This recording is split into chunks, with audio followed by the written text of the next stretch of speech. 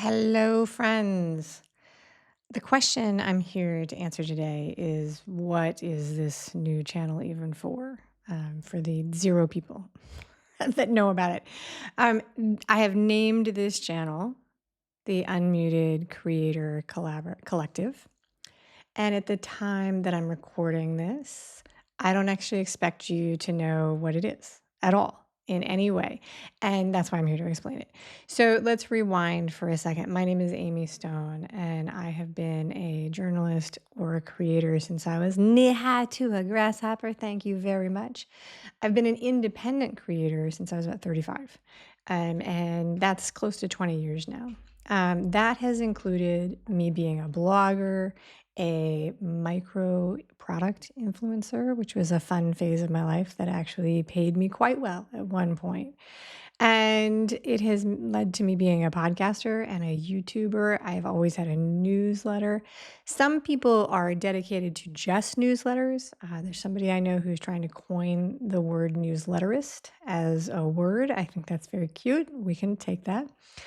So this channel and what I'm calling the unMuted Creator Collective has its start, its origin story, its roots in my own journey of audience growth and looking for visibility and monetization. Oh, you can see I'm cat sitting and there's a cat behind me. Do you want to see her? I'm traveling as I do this for you. Here's the cat. Her name is Syndra. Yeah. So it has its roots in my own journey, of course, right? That's how a lot of things start. Not everything. Some things start because people already know what they're doing. So there is a long story behind this. I have been doing a lot of talking about it and telling people all about it. That's for probably another video. But what is more important today in this here and now is for me to share what I'm doing and what I plan to put in this space that can help you, how I think that it will support you. This is a project that I am building. I'm building things that I think will help women creators grow their visibility through collaboration and community, and a very specific type of community, which I'm calling creator first community. There are three things that I'm working on right now that will change, I'm sure, as things go forward. The first that exists, and I've done a trial, is what I'm calling Creator Roundtable. It's a streaming live show here on YouTube that I think is going to be monthly. I would love to do it more often. It's kind of the challenge is getting the people all onto the live stream. And so if you want to help me do that so that I can do it more often, then let me know because I would love to collaborate with you. All right. So I bring together a panel of creative women who have shows.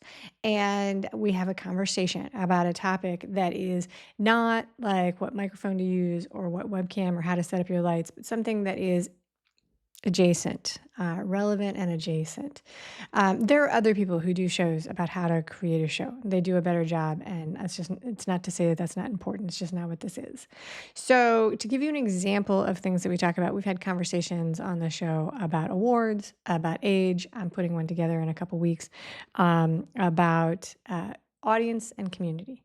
So it's pretty awesome. And one of the reasons I started this channel is to separate it aside from my main show, The Art of Imperfect Adulting, so that it gets a more specific audience reach.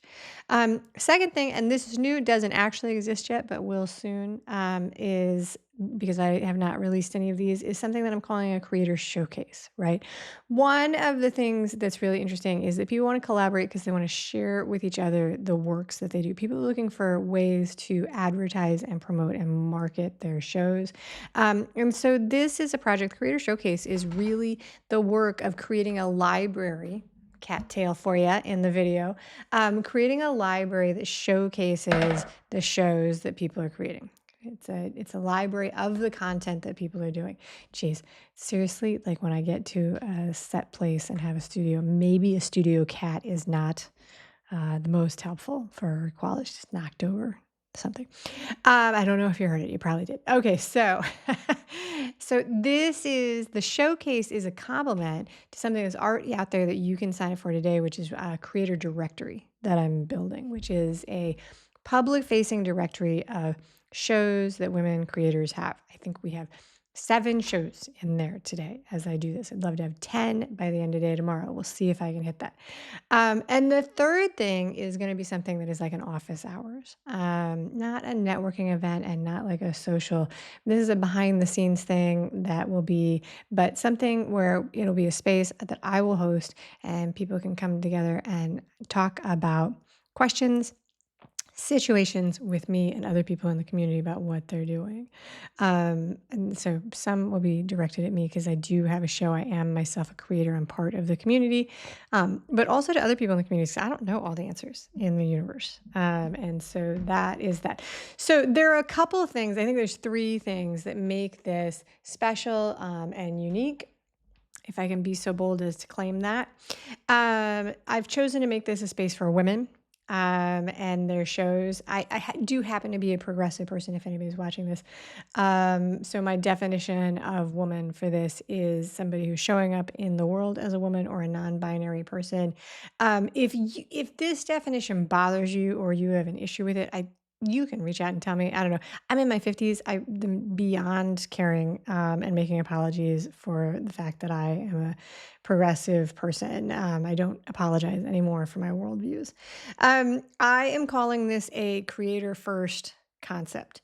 And a lot of things in the media, entertainment, professional space, industry space, they are connected by the projects. Like, so we identify ourselves because we work on XYZ show, or this is my job title with XYZ network or broadcast company. And as an industry, we have seemed to keep this, even though the majority of people that I know are working on their own independent projects. And for a while now, this has been something that I've struggled with. So you can only be an XYZ directory if they can validate that you have an RSS feed, or you can only be in an industry thing if you can be validated by somebody else in the industry that you're a professional.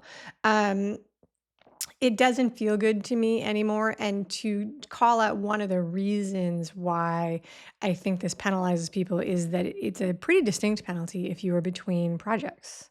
And it can mess with your self-identity and all kind of things like that. So I don't know about you guys when you were watching this, but I have worked on a variety of things in my professional life as a creator, and it's not always the same. And so that's part of the life cycle of being a professional creator. You jump from one kind of project to the other. I know several people that have multiple projects. So if you ask them for what they're doing, they're conflicted because they try and list like all of them real quick. So this is for the person, not just the show, right? And it's also not tied to a specific distribution method. So when I say creator, I'm talking about people mostly, for the most part, I'm talking about long form content, but I'm open to that because I have myself have learned more about short form content over the past couple of years, but audio and video podcasts, streaming shows, streaming productions on other platforms that are not maybe YouTube, but also include Twitch or other more mainstream forms of mass entertainment or newsletters. And so this is open. This is an open topic for the moment. The biggest, so that's that. All right. So creator first, and that's why. The biggest separating unique identifier I save for last, for anybody who's made it through 9 minutes of this video, it's your bonus for sticking through this channel, this collective, this concept that I'm creating. Every single bit of it from the beginning has been designed with the intention that the purpose is for the people who are in it, the people who take part in it, to have an increased visibility, grow their audiences, talk about monetization and funding projects from inception. It's not some future benefit that you'll get after you jump through the 7 layers of proving yourself. Put yourself in a directory, and that is a visibility tool. And that is free. And as far as I know, is always going to stay free because I think it's important that there are forward facing public, non walled gardens where people can do discovery of shows. Come be a part of the Creator Showcase. That exists so that people can find you, right? That's a visibility tool. The Creator Roundtable is a really, really, really fun cohort experience. Come together with the people who are making the live stream. It's a collaborative event where every single person is a creator and comes to the panel with an audience. It's an immediate visibility and authority lift from the second it streams. So those are the things. Those are the things. The office hours, does that have visibility? I don't know. Only within the other people who are there, but it's something that people are asking for. So we'll go there. So why do I think that it will be helpful for people to be a creator or be in a creator first collective space community? All right, so here's where I am with this, right? Like I said, this started with my journey trying to find this type of sandbox that is full of other people who are doing the things like me, people who enjoy talking about microphones and guests and making it and celebrating the actions of doing these things. Just before recording this, I sat through a training and a membership that was done. It was supposed to be about the business of podcasting or podcasting and how it connects to your business. Anyway, it was painful. It was painful to sit through because the leader is somebody who wants to be a thought leader and a vendor in this industry. And she wants to teach people how to be more successful with visibility and authority. And the ideas are all good, but here's the thing, like as I was sitting there trying to be polite in this very, very painful training that was not connecting with me at all, I looked up this person. And the truth is, she hasn't quite done this yet. Like I put yet there because she will, right? And so she's talking about something that she does not have actually any evidence of mastering. And here's the thing, no shade on her or that. Because in this conversation, the pendulum always swings to, well, people shouldn't show up as experts if they're not proven to be like that. That's the problem. I'm not sure that that's the only problem because there's another problem, which is where do you find the people who are doing the thing that you're doing? Where is the community of peers that we can collab with and communicate with and just make jokes about? With, not about, but with. Where are the places that we can have these conversations? So it's just not easy to find. And so that's what puts me in the spot where I'm creating it. There are lots of communities. There are business communities that sometimes have like a subset of podcasters. There are women's communities that might have creatives in them, Anyway, why does this matter, right? So if you go to a group, right? If you go to a group, one of the biggest sections of places where creators are hanging out is in these groups where it's like speed dating for hosts and guests in shows. And they provide a valuable service. There's paid for services. There's Facebook groups. There's all kind of things like that. As a host attending those shows, you will probably find, at least my experience has been, that I am outnumbered like a zillion to one. There's many, many people who want to be guests on the show and very few people in the room who want to be hosts because that is the misweighting there. And there's nothing wrong with that, but that's not a great place to ask somebody a question, to find a peer, somebody else who has a show. Like it's not a place where you would ask the question like, hey, what are Reels doing for you in promoting your show? Right? Because the people in the room are all guests and they doesn't mean they won't try and answer. That's one of the weird things that happens. Anyway, if you go to an online community like the podcasting forum on Reddit or a Facebook group that is hosted by a vendor or even that is just like a business, women in podcasting business, like an open group, right?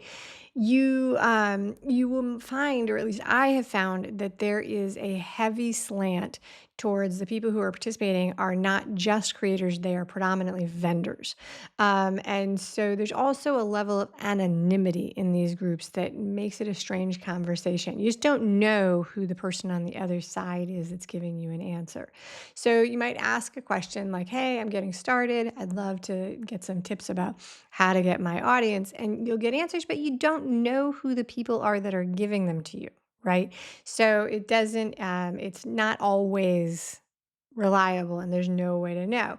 So sometimes the people who offer you advice have things that they want to sell to you, which is not always a bad thing if you're in the mood to buy stuff. It's perfect. But say, for example, and this is a story that I'm borrowing from watching it happen in front of me, somebody was trying to get help about a buzzing sound in their recordings, which is probably related to a cable. Or a connection or a tool. But anyway, the people who responded first were people who offered set design services, studio design services, excuse me.